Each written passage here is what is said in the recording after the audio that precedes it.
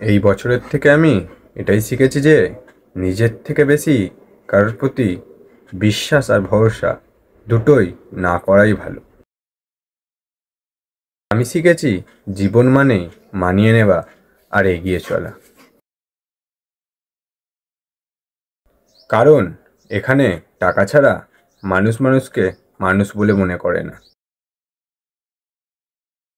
যাই হোক না কেন, বিনা কোনো স্বার্থে কেউই তোমার পাশে কখনো দাঁড়াবে না এসে। আমি আপন কিছু মানুষের থেকে এটাই শিখেছি যে প্রয়োজন ফুরিয়ে গেলে তুমি তাদের কাছে অমূল্যহীন। যেই মানুষটাকে তুমি যতটা বেশি ভালোবাসবে সেই মানুষটাই তোমার বুকে সব থেকে আগে এসে ছুরি মারবে। থ্যাংক ইউ 2025 আমাকে এত কিছু দেওয়ার জন্য, এত কিছু শিক্ষা অর্জন করার জন্য।